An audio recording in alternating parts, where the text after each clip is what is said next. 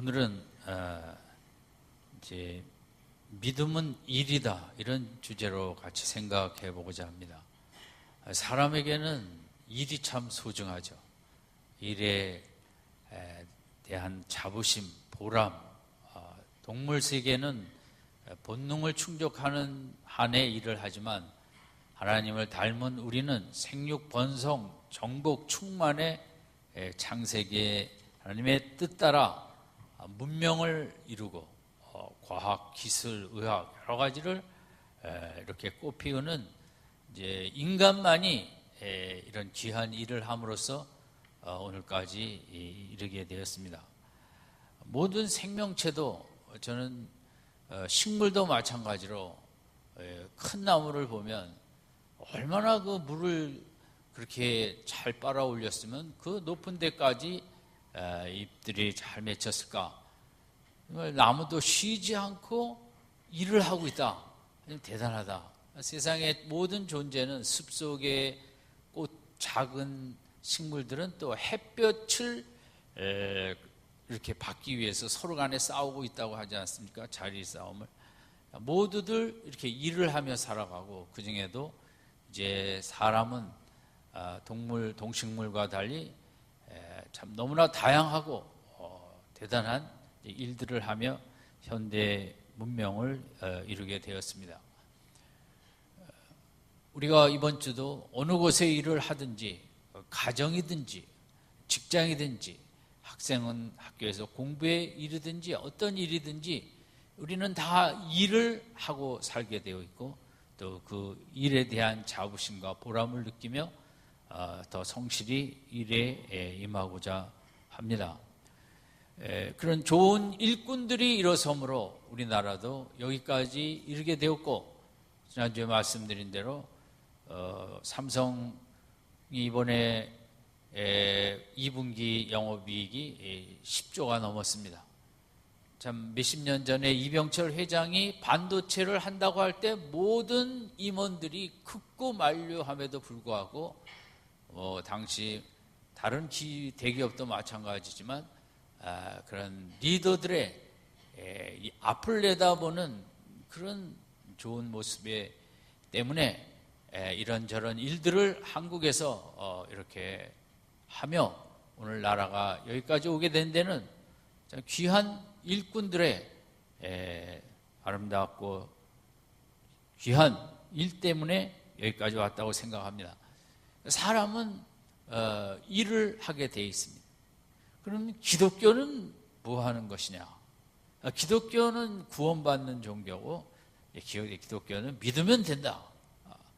근데 믿음이라는 것을 우리가 이제 보이지 않기 때문에 그것을 내면적으로만 생각하기도 쉬운데, 오늘은 그 믿음은 이제 주님께서 하나님의 보내신 자를 믿는 것이 하나님의 일이다. 그러니까 예수를 믿는 것이 일이라고 했거든요.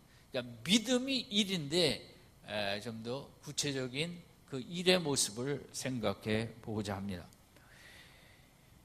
그 22절에서 25절까지는 오늘 본문의 배경인데, 우리가 아는 대로 6장의 첫 부분은 어저께 낮에 저녁에 오병이어의 사건이 있었습니다.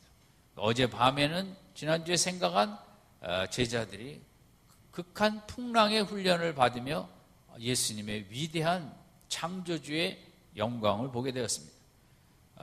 무리들이 예수님을 임금으로 삼으려고 할 때 예수님께서 제자들을 배로 태워 바다 저편으로 가게 하시고 산으로 올라가셨다가 기도하시다 이제 바다 위로 건너오사 제자들과 함께 바다 건너편에 도착을 했습니다. 그래서 이제 그 당시 무리들이 생각할 때는 예수께서는 배에 타지 않았기 때문에 자기네 근처 어디 산에 있든지 어디에 있을 거라고 생각하고, 그 다음날 아침이 되자 예수님을 찾기 시작을 했습니다. 왜 예수님을 찾기 시작했나? 예수님을 믿었기 때문에 예수님을 찾기 시작했습니다. 그들은 예수께서 모세와 같은 지도자라는 믿음을 갖게 되었습니다. 이스라엘 백성이 최고로 여기는 지도자는 모세입니다. 그는 애굽 최고의 권력의 시점에 바로에게 대항하여 민족을 구원해내고 여러 가지 재앙과 홍해를 건너고 광야로 나와 인간이 살 수 없는 이 땅의 지구상의 가장 척박한 땅이라는 곳에서 40년 동안 하늘의 만나로서 또 반석을 치며 물을 공급함으로써 이스라엘 백성을 이끈 이 모세를 그들은 최고의 지도자로 여기고 그들에게 그런 지도자가 다시 오기를, 그런 메시아가 오기를 강력히 바라고 있었습니다. 우리도 얼마나 그 지도자에 대한 이제 열망이 선거 때마다 많이 있었습니까? 그래서 예수님이 하신 일을 보니 그동안 여러 가지 이적과 어저께 오병이어 사건을 보면서 이제 이 무리들에게는 예수님은 믿을만하다. 모세 같은 분이다. 모세 같은 지도자만 있으면 우리나라는 근심 걱정할 것이 없다. 왜냐하면 모세는 식생활을 다 해결해 버렸으니까요. 광야에서 물론 하나님이 하신 것이지만 그들은 이제 모세를 그렇게 지도자로 통로였지만 모세가 했다는 그런 믿음을 갖지 않을 수가 없었죠. 그래서 이들은 정말 예수님이 우리 지도자가 돼야 된다. 어제 저녁에 임금을 삼으려고 하다가 예수님이 이제 산으로 피신을 했지만 그 다음날 아침 그냥 있을 수가 없죠. 이런 훌륭하신 분을 우리가 지도자로 삼지 않으면 어떻게 하겠느냐? 또 찾으러 나섰습니다. 그러니까 그 믿음에는 그 지식이 있어야 됩니다. 예수가 누구인가? 하나님이 누구인가? 지식이 없다면 그냥 그분은 그분이에요. 지식이 있으면 믿음의 두 번째 요소인 그 감정이 이제 생겨납니다. 그분이 그렇게 훌륭한 분이라면, 그런 지도자라면 우리가 빨리 가서 그분과 만나고 그분과 새 역사를 이뤄야지. 이 무리들에게는 그 가슴이 뛰었을 것입니다. 세상에 하나님께서 결국 이렇게 훌륭한 지도자를 보내셨구나. 너무 기쁘다. 우리나라에 이런 좋은 지도자를 보내시다니 이제 저분과 함께 우리가 좋은 나라를 세우겠구나. 기대감, 소망, 흥분, 마음속에 그런 감정이 들끓었던 것입니다. 믿음은 그렇습니다. 신앙생활은 하나님이 얼마나 크신 분인가, 얼마나 귀하신 분인가, 그분의 사랑을, 예수 그리스도의 십자가 속에 나타난 하나님의 사랑을 알면 알아갈수록 우리 가슴이 뛰게 되어 있습니다. 우리 인간적으로도 부부간에, 부모자식 간에 사랑은 우리의 가슴을 훈훈하게 하고 따뜻하게 하듯이 그 상대방이 누구인가를 알수록 우리 가슴은 영향을 받게 되어 있습니다. 이런 훌륭한 예수님 같은 분을 우리가 만나게 되다니 하고 그들은 벅찬 기쁨과 감동과 감격과 소망으로 예수님을 찾아다녔습니다. 그러다가 이제 예수님을 만나게 됐습니다. 여기에 믿음의 세 번째는 이제 손과 발이 중요한데, 이들은 지식을 갖고 예수님을 생각하면 막 기쁨이 있고 거기서 끝나지 아니하고 그분을 꼭 만나야겠다고 발로 뛰어다닌 것입니다. 이 의지라고도 하고 이제 행동이라고도 하고, 쉽게 얘기하면 머리, 가슴, 그다음에 손과 발이 제대로 다 될 때 성경이 말하는 믿음이라고 우리가 해석할 수 있습니다. 알고 가슴이 뛰면 예배당에 안 나갈 수가 없는 것입니다. 발이 움직여서. 또 어떤 분들은 손으로 섬기지 않을 수가 없는 것입니다. 우리나라 어떤 선수가 이제 금메달을 땄다. 축구 대표가 월드컵에 가서 우승을 했다. 다 이제 그 정보, 지식을 받죠. 근데 이제 어떤 사람들은 더 기뻐해요. 축구 팬들은 더 그렇겠죠. 그러면 옛날에 남아공에서 월드컵 할 때 거기까지도 돈을 내고 가서 월드컵을 이제 응원하기도 하지 않습니까? 이제 그 어떤 분들은 너무 기뻐갖고 그들이 공항에 도착하는 걸 알고 다 인천공항으로 발로, 물론 차 타고 가지만 움직이는 거죠, 행동이. 그래서 가서 열렬하게 이제 그들을 축하해주고 기뻐하는 것, 이런 것처럼 오늘 본문의 무리들도 그런 세 가지가 다 이제 완비되어 있습니다. 저는 이게 우리 믿음에 있어서 이게 우리도 이 모습이 있나, 이제 지식, 감정, 의지도 우리가 이제 그걸 알았으면 좋겠고, 더 쉽게 얘기하면 머리, 가슴, 손과 발. 한번 따라하겠습니다. 머리, 가슴, 손과 발. 예, 유치원 공부 좀 했습니다. 믿음이라는 거는 머리가 움직여야 돼요. 지식과 정보가 있어야 되고, 그다음에는 가슴이 움직여야 돼요. 그리고 우리가 매일 묵상하자는 게 다른 게 아니죠. 하나님의 뜻과 사랑을 말씀에서 이렇게 생각하다 보면 가슴이 뛴다는 거죠. 가슴이 뛰면 움직이게 되는 거죠. 내일 아침에 출근을 하면서도 주님이 나를 사랑하신다. 직장에 나가는 발걸음이 다르다는 거죠. 믿음이 있으면 그게 움직였기 때문에. 근데 그렇지 않으면 이제 월요병에 걸려갖고 아주 이제 억지로 이렇게 나갈 수가 있는 거죠. 그래서 내가 정말 믿음 생활을 하고 있나, 세 군데만 잘 살펴보면 됩니다. 첫 번째 어디요? 다 잊어먹었어요. 더워갖고 지금 더위를 드셔갖고 무슨 얘기를 들었는지. 내가 믿음이 있는가, 머리를 점검해야 돼요. 내가 예수님에 대한 지식을 이렇게 받아들이고 있는. 두 번째 어디가 움직이고 있어야 돼요? 가슴이에요. 세 번째는 어디가 움직여야 돼요? 손과 발이 움직이고 있나. 근데 어떤 분들은 2번까지는 가는데 이제 팔이 잘 안 움직여요. 기도의 시간이 됐는데 이 팔이 어떻게 자석에 탁 붙어갖고 집에 그냥 이렇게 움직여요. 근데 이제 이 세 가지 중에 그러나 이제 제일 핵심은 1번 머리입니다. 이 지식과 정보가 완벽하면, 좀 더 온전하면 가슴이 더 많이 뛰고, 지식이 약하면 가슴도 잘 안 뛰고 손과 발은 움직일 생각도 안 하는 거죠. 우리 아이들도 엄마가 나를 믿는다 그러면 가슴이 편안해지고 공부가 잘 되는 거죠.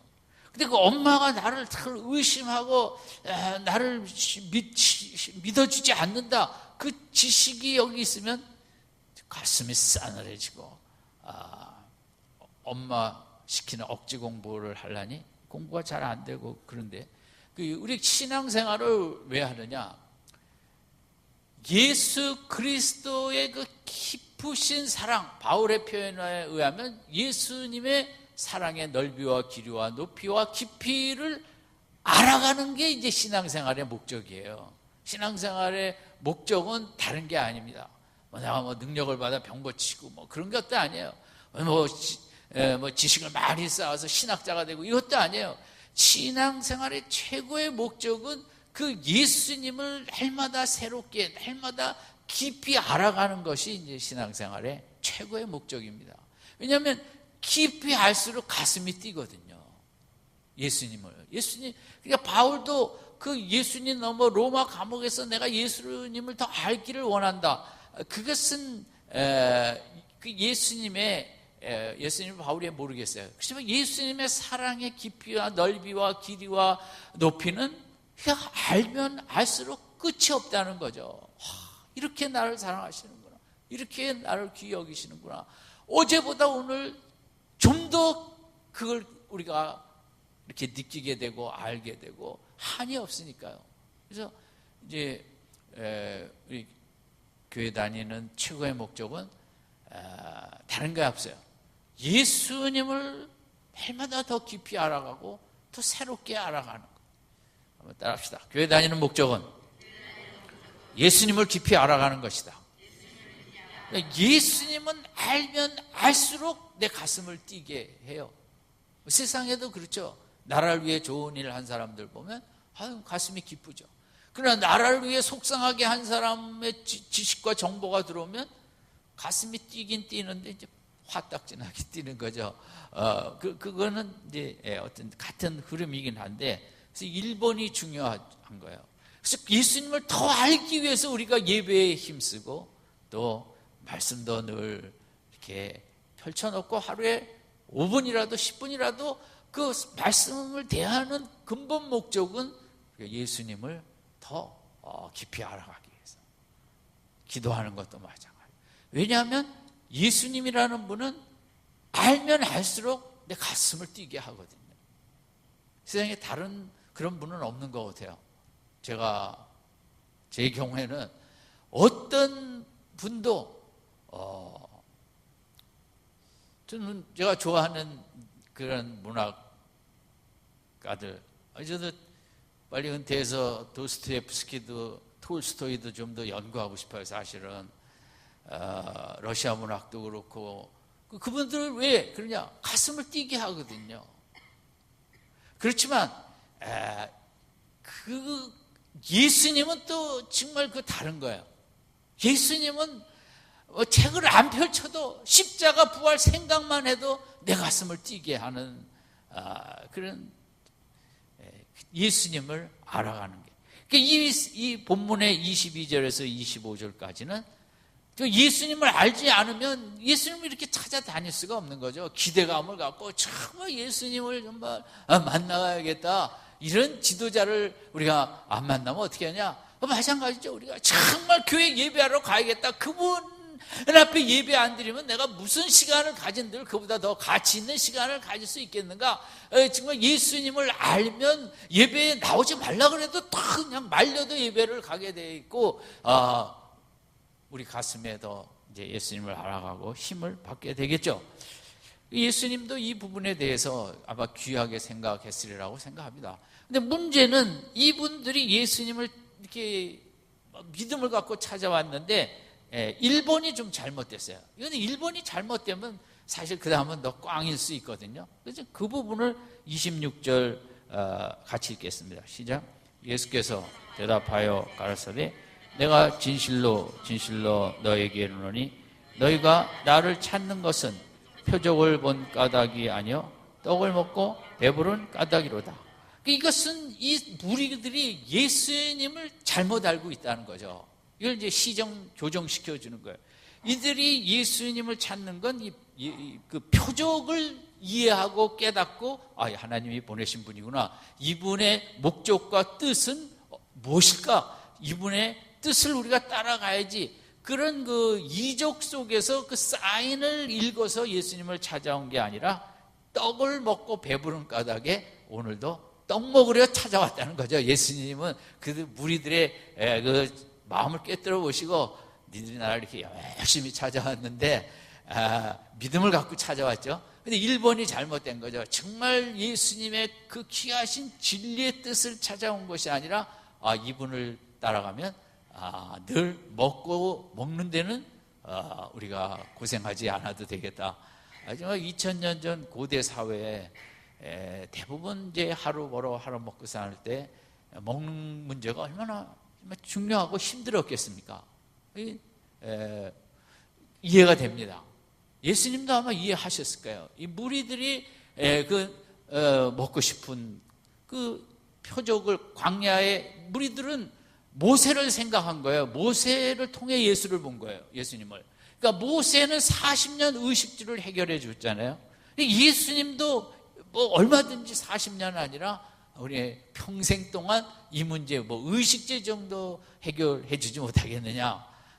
이제 이런 마음을 갖는 것은 이스라엘 백성으로서는 저는 그 당연한 논리라고 생각을 합니다. 그래서 이렇게 열심히 찾아왔고, 예수님은 이 부분에 대해서 상당히 냉정하게 얘기를 하셨어요. 나를 찾아왔는데 정말 나를 통해 진리를 추구한 게 아니라 떡 먹으러 왔구나. 한 반찌를 먹이셨죠. 그렇게 신앙생활을 하면 안 된다. 오늘 우리도 그래요. 우리가 이제 문제가 많다 보니까 신앙생활 하는데 하나님을 찾는 게 아니라 하나님의 선물을 찾거든요. 그게 이제 우리 기독교의 좀 어려운 문제예요. 물론 우리가 하나님이 도와주셔야 될 문제들이 많기 때문에 그 문제들을 기도하지 말라는 건 아니에요, 하나님께서. 그러나 기도의 가장 우선순위는 하나님의 진리를 찾는 것이에요. 하나님의 뜻을 찾고 하나님의 뜻대로 살고 싶습니다. 능력을 주셔서 제가 그걸 순종하게 도와주셔서 그 다음에 이제 하나님의 이런저런 선물을 기도해야 되는데, 우리가 교회를 이제 하나님의 선물만 그냥 1시간 기도하고 간다면 그것은 이제 26절하고 똑같아요. 그냥 떡 먹으러 왔구나. 내가 무슨 머신처럼 빨래 하는 것처럼 다 문제만 도와주기로 와서 왔구나. 그래서 그것은 이제 예수님의 잘 모르고 우리가 그것은 올바른 믿음이 아닌 거죠. 27절 같이 읽겠습니다. 시작. 썩는 양식을 위하여 일하지 말고 영생하도록 있는 양식을 위하여 하라. 이 양식은 인자가 너에게 주리니 인자는 아버지 하나님이. 예수님은 아주 분명하게 두 가지 양식이 있다 그랬어요. 너희들은 먹는 양식을 위해서 날 찾아왔는데 그건 다 썩는 양식이다. 아무리 상어 지느러미를 먹든 뭐 하든 그것은 다 썩는, 인생은 흙으로 돌아가고 그것 자체를 썩는 양식이라고 그랬어요. 왜냐하면 인생을 궁극적으로 썩게 하는 것밖에 안 되니까. 근데 세상에는 그런 양식 말고 나를 영원한 생명에 이르도록 하는, 영생하도록 있는 양식이다. 이게 우리 기독교죠. 영원한 양식이 있는데 그것이 뭐냐 하면 내가, 인자가 너에게 주는 것은 내가 너에게 준다. 물론 이것은 십자가와 부활 사건으로 주는 거죠. 십자가와 부활에 연합한 우리들은 이제 영생을 얻게 되니까요. 그러니 그 영생하도록 하는 양식을 위해서 일을 하라. 일을 하라는 거예요. 예수님도 일을 하는데 썩는 양식만 위해서 일하지 말고 정말 인간에게 중요한 거는 영생하도록 하는 그 양식을 위해 일을 하라. 그러니까 28절에 얼마나 이분들은 영생하도록 하는 양식에 또 기쁨이 있었던 거죠. 28절. 저희가 묻되 우리가 어떻게 하여야 하나님의 일을 하오리까? 이게 뭐 그런 그 영생하도록 하는 양식, 영생토록 주신다니까요. 이 일을 하려고 이제 이들이 물어봤어요. 29절 같이 읽겠습니다. 시작. 예수께서 대답하여 가라사대 하나님의 보내신 자를 믿는 것이 하나님의 일이라. 그 영생하도록 있는 양식을 위해서 일하는 게 뭐냐? 그 믿음이라는 거예요. 예수님의 정의는 너희들이 일하겠다고 했는데 그 일하고 싶어 하는데 그 일이 나가서 하는 중노동이 아니라 그 일이 믿음이라는 거죠. 이게 기독교거든요. 믿음이 일이에요. 기독교는 최고의 인간의 일은, 최고 가치의 일은 기독교는 믿음이라고 합니다.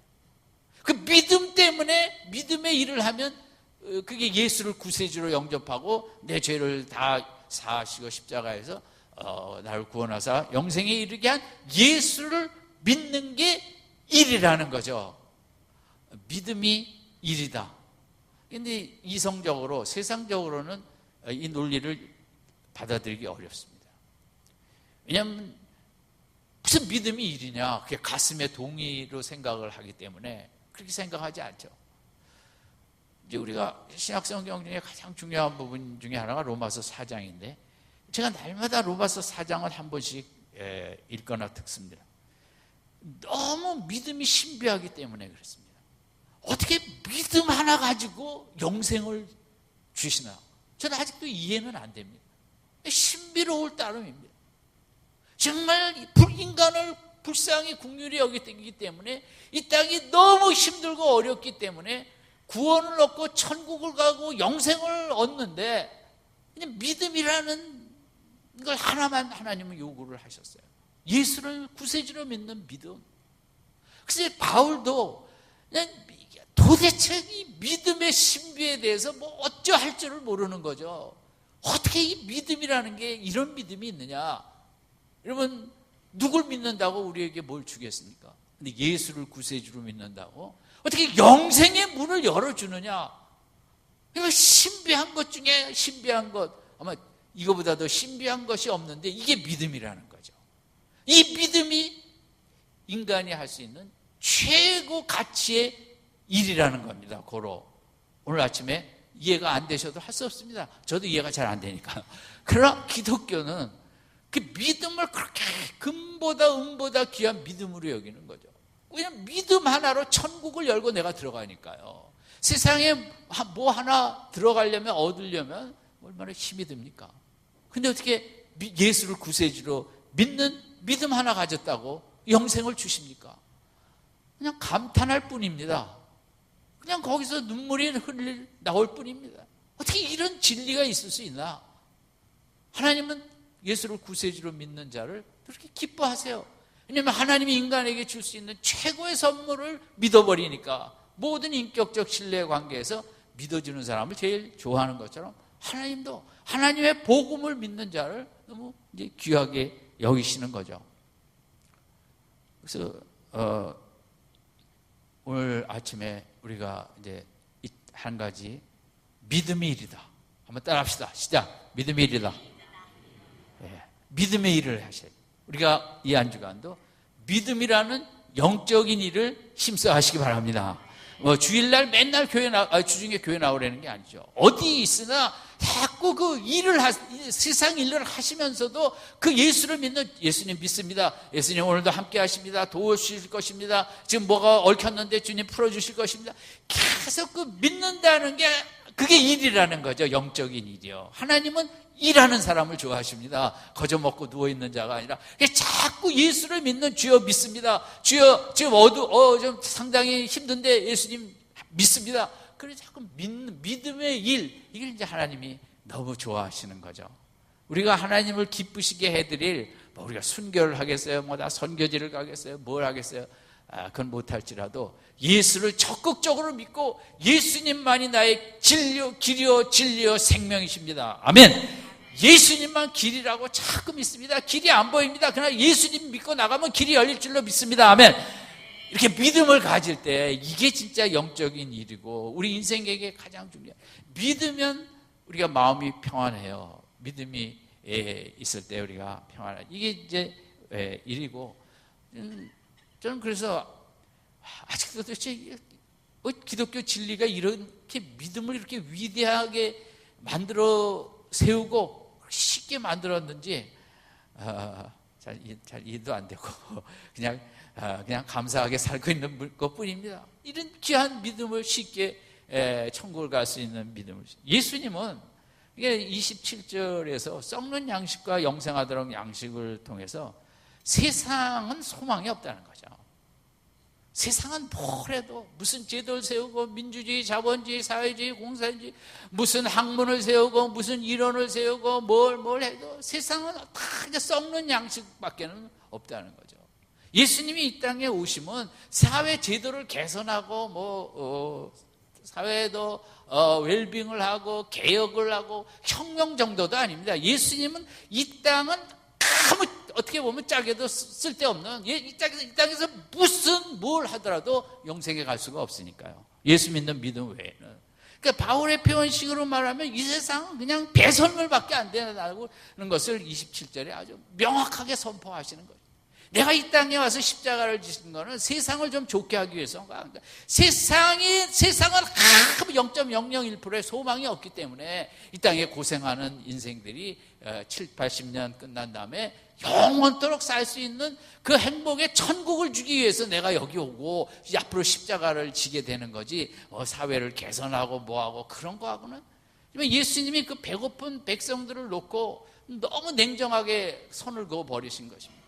내가 정말 한 끼 더 먹일 수 있지만 그게 중요한 게 아니라, 이 땅에서는 좀 더 배고플 수도 있고 고통받을 수도 있고 고생할 수도 있지만 내가 그 문제 해결해 주러 온 게 아니라 그걸 참고 믿음으로 하나님 붙잡고 견디다 이 삶이 끝날 때 영원으로 인도하기 위해서 온 것이지 이 땅을 개선하기 위해서 온 건, 이 땅은 해결책이 없다는 거죠.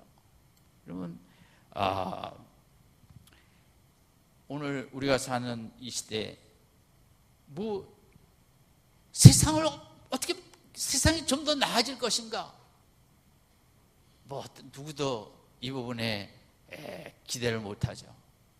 지금 인류의 20% 정도는 이제 분노 환자라고 할 수 있대요. 나라마다 다르겠는데 우리나라는 글쎄 제가 보기에는 한 5, 60%는 분노 환자가 아닌가. 근데 그 중에 이제 20% 중에 5%는 이제 언제 폭발할지 모르는 시한폭탄과 같은 이제 좀 센 분노 환자. 이런 사람들은 어쩌다 이제 어느 순간 터지면 막 주위 사람들을 고통스럽게 하는. 근데 우리나라는 이 정점에 와 있는 그 분노의 정점 환자들이 저는 5%도 넘지 않나 싶습니다. 그래서 저도 뭐 가끔 그런 생각을 하고, 성도님들도 이제 휴가 기준이니까 뭐 여기저기 갈 때 그렇게 기도하세요. 하나님, 그 분노 정점에 있는 10%하고 만나지 않게 해주세요. 골치 아픈 거죠. 분노에 극한 사람 차가 내 옆에 왔다 갔다 하지 않게 해주세요. 그래도 차를 타고 갈 때 누가 뒤에서 빨리 오잖아요. 그럼 제가 알아서 빨리 옆으로 가 있어요. 왜냐하면 괜히 어기작대다가 또 차 세워갖고 뭐 들고 나올까봐. 워낙 그런 분들이 많으니까. 세상이 이렇게 문명은 뭐 이렇게 발전했는데, 이 인간은 짐승의 본능보다 더 극한 본능을 갖고, 우리나라 총기가 없어서 그렇지, 그 브라질의 리오데자네이루 거기 작년에 총에 맞아 죽은 사람만 3,000명. 그럼 뭐 부상당한 사람 몇 명이라는 얘기입니까? 베네수엘라, 제가 그 세계의 이 모양 저 모양 소식 프로그램을 제일 좋아합니다. 너무 고통스러운 인류의 모습들이 다 나오는데, 인생이나 이런 거구나. 거기는 베네수엘라 군대가 3만인가 4만인데 그 마약으로 그 무장된 엉터리 군인이 12만 명이래요. 나라가 될 수가 없지 않습니까?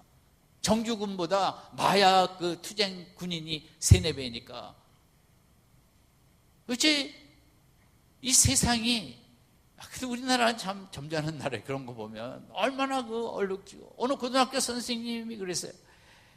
우리 고등학생들에게 제일 필요한 건 고등학교에 통곡의 방을 하나 마련해 주는 것이다. 애들이 울어야 되는데 울 줄도 모르고 울지도 못하게 하고, 쟤네들이 사는 길은 정말 통곡이라도 가끔씩 가야 마음을 풀고 사는데.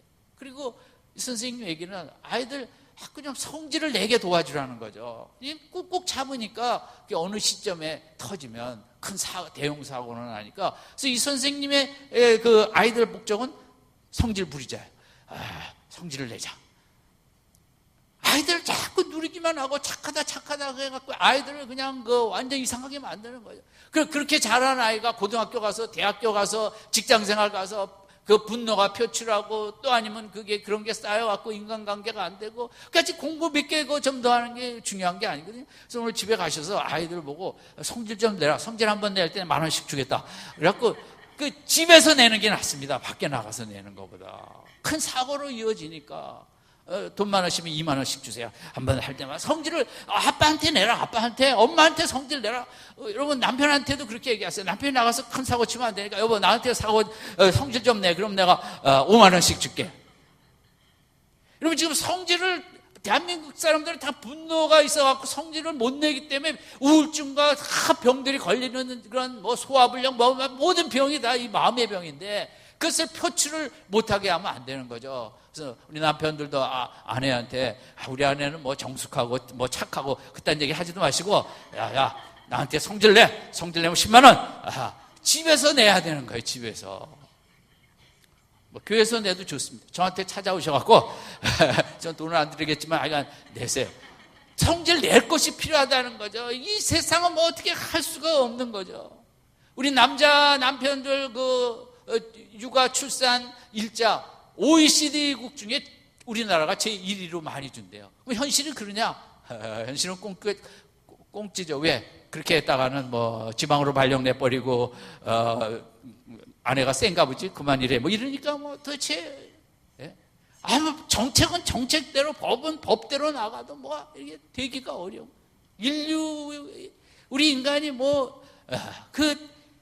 이 한염, 인간이 지금 조선시대보다 우리가 더 신분제도가 강화되잖아요. 말만 민주사회 평등이래지 투표할 때만 평등이고 한 표씩 찍으니까. 오히려 조선시대의 쌍놈 양반보다 우리는 신분제도가 더 고착화되어 있다는 거죠. 우리 인간이 이걸 못 바꾸는 거죠. 이 아수라장을. 1945년 8월 15일 해방이 됐지만 북쪽에 그 공산당들이 들어왔어요. 정말 너무 못되게 굴고 사람을 죽이고 교회 다니는 사람 죽이고, 신의주에서 이제 고등학생들이 5,000명이 시위를 했어요. 정말 해방이 되면 모든 역사가 정말 행복한 역사가 될 줄 알았어요. 근데 이상한 이 뻘건 사람들이 들어오더니 어떻게 하면 고등학생들 5천 명이 모여갖고 이제 항의를 하고 데모를 했죠. 그랬더니 뭐 소련 제트기까지 동원해갖고 무차별 사격을 한 거예요. 1,000명이 넘게 다치고 죽고 살아있는 학생들은 다 시베리아로 데려간 거예요. 그래서 학생운동이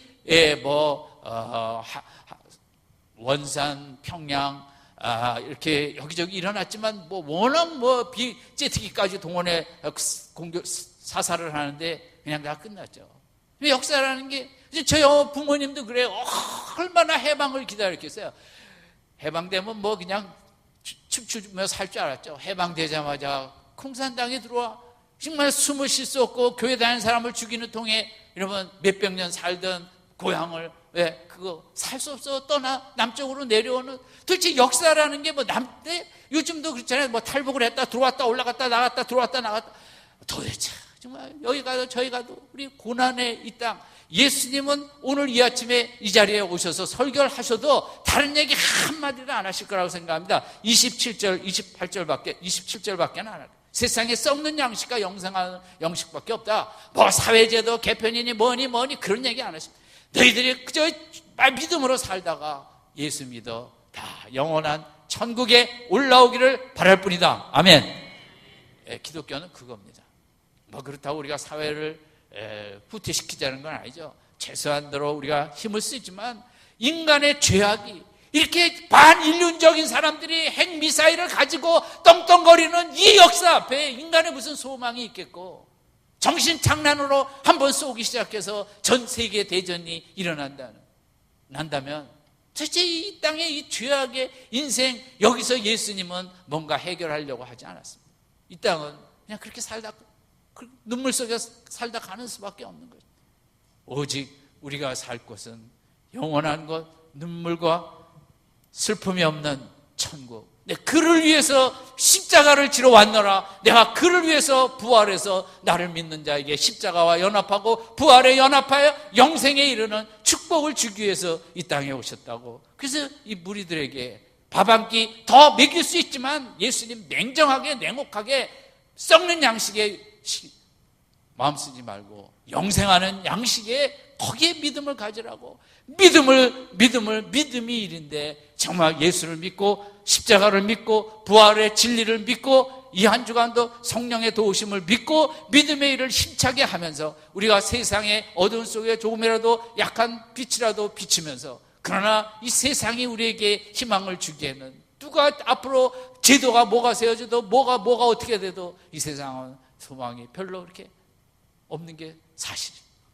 아무쪼록 이 한 주간도 이런 눈물의 세상을 걸어가면서 여기서 모든 걸 해결하려 하지 말고 이제 나는 믿음으로 내 맡긴 것을 성실하게 인내하며 주님의 뜻을 이룰 뿐이고, 우리의 모든 소망은 이 믿음의 일을 하면서 저 천국에 있다고, 예수만 믿으면 된다고, 예수만 믿으면 된다고, 이 한 주간도 다른 어떤 일보다 나는 믿음의 일을 열심히 하겠다고. 아멘. 믿음의 일을 열심히 하겠다. 그분이 나에게 평강을 주시고 없던 길도 열어주실 것이고, 내가 그 믿음의 일을 열심히 할 때 사회적으로도 그분의 귀한 뜻을 크게 드러내는 축복도 주실 줄 믿습니다. 믿음은 일입니다. 믿음이 얼마나 위대한 것들을 드러내는가. 하나님이 가장 기뻐하시는 그 믿음의 일, 믿음이 일인데 이 한 주간 세상의 일도 힘써 하시지만 그보다 먼저 믿음의 일을 열심히 하시면서 내 속에 영원한 생명이 충만하고, 영원한 생명이 있을 때 세상이 배설물로 보이고 세상 다 그저 과정이고 다 지나가는 걸음이고 있어도 그만 없어도 그만, 영원한 생명이 있는 자는 넓게 크게 보기 때문에 세상에 이것저것에 마음 빼앗기지 않습니다. 그래서 믿음의 일을 그래서 예수님이 우리에게 믿음의 일을 하라고 그랬죠. 여러분, 믿음이 뭐라 그랬죠? 일이에요.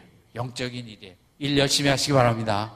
믿음의 일도 열심히 하시고 세상 일도 열심히 하시고, 어쨌든 사회는 좀 더 나은 사회가 되기 위해서 일은 해야 되는데 잘 안 될지라도 오늘 예수님 우리에게 썩은 양식이 아니라 영생하도록 있는 양식, 믿음의 일을 힘써 하라는 이 말씀이 나에게 주신 말씀인 줄로 듣고 무더위 속에서도 믿음이라는 영적인 일을 힘있게 하며 전진하시는 복된 한 주간 되시기를 주님의 이름으로